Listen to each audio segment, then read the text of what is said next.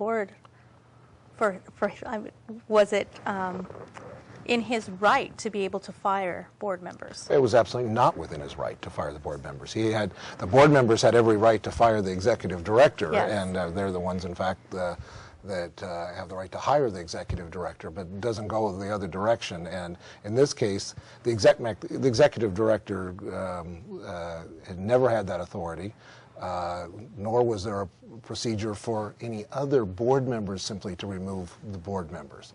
The trial judge in this case, and we went to trial where we prevailed, and the judge found that they were improperly removed from the board of American Indian Health and Services and ordered them reinstated.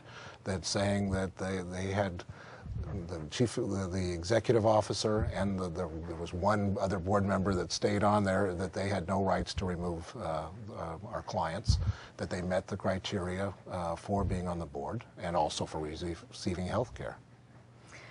So, Michael, at this time, it's been 4 years. Can you talk about your feelings throughout this process and what it's done to you, and reaction that you've received and stuff from even community members? Well, it's been a frustrating time, to say the least.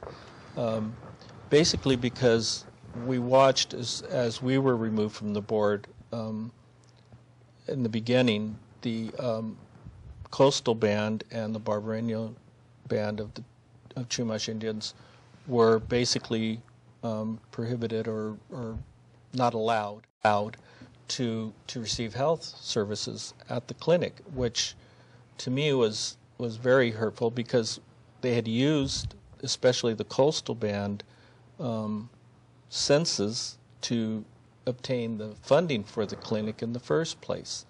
And so we knew that the Chumash in the community were eligible for health care, and we had always, from the time I first sat on the board and the second time I was on the board, we always strived to provide the best and easiest way of getting health care for our community. So when we were removed from the board, and then the community was restricted from receiving, or not allowed to receive health care, it became very distressing, and we were very disappointed in the way that the clinic was operating without us there, and that's why we really made the effort to get back on the board. And prior to working with Mr. Woosley, we had tried many different things. We'd talked to people, we'd tried different things to get back on the board, but it became very distressing. And I know that just in talking with the other board members, it was never out of our mind. We went on with our life to do the things that we had to do, but it was always there that we wanted to get back on the board because we felt it was necessary for us to be there for our community to get service. Yes, and and you were there as representatives of our community, and I can say that through all the years, the upgrades and stuff that have happened within the clinic, and good services that were provided at one time, not having access for, especially for some of our elders, that was their way to even just socialize with each other. And they had the healthcare walks and so forth. Can you talk about the services that they provided at the time and what was lost throughout this? Well, even prior to us being removed from the board, when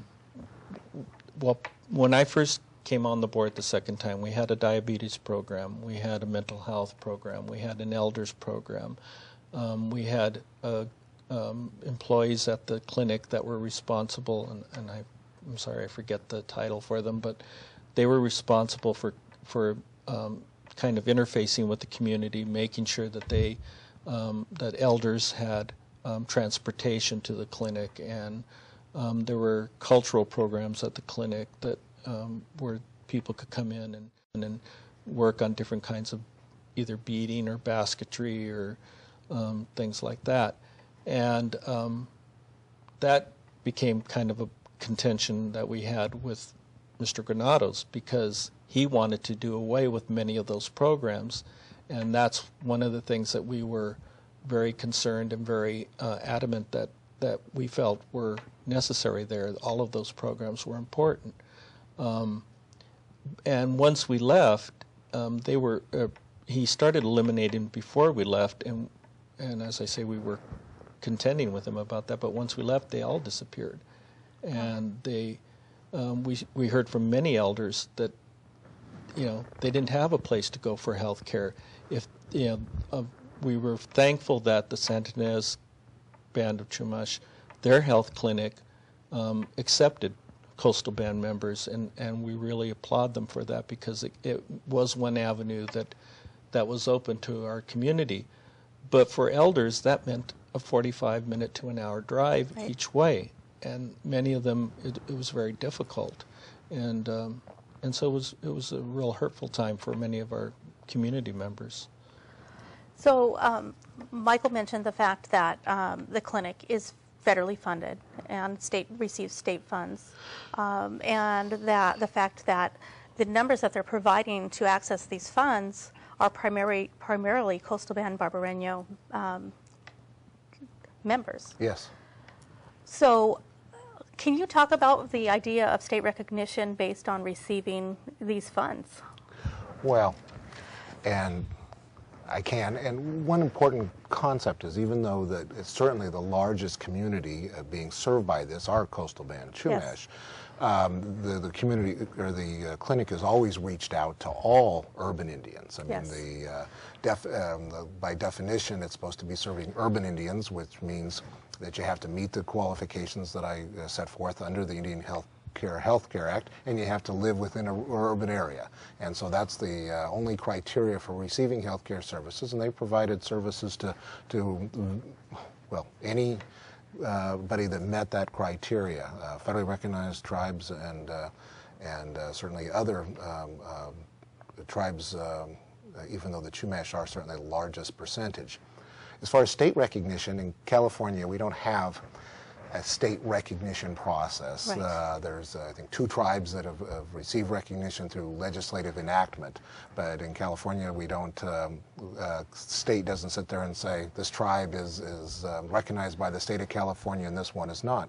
What's important in this case is that, and we put on evidence at trial, that the Chumash, or the Coastal Band Chumash, have been recognized by the state of California over its history, and as a recognized tribe in California. We put on evidence of archaeological finds and genealogy and quite a bit of documentation citing Coastal Band's presence not in this area, and certainly, and it's gone back as long before California was a state. And so the judge in this case found that the Coastal Band tribe was recognized by the state of California, and certainly reflected by the fact that they were using those numbers to get funding. Right. Certainly it was indicia of that as well. Right. Yeah, as well as, Coastal Band members we have Coastal Band members that are considered most likely descendants, and through development, we are notified when there are areas of the general plan within the cities or the counties through the Senate Bill 18. Mm-hmm. We get notification of that. So in essence, the government entities around are recognizing that the Coastal Band are Native people. They're on the list for any type of archaeological work that could impact any Chumash area. So yeah, absolutely. When we put on evidence of that at the trial, and like I said, the evidence was overwhelming, and certainly the verdict in our client's favor was overwhelming on that. It was without ambiguity, and we considered it quite a vindication, and not only for our clients but for the community as a whole, so that they can feel comfortable in receiving health care services from the only urban clinic in this area. Yes.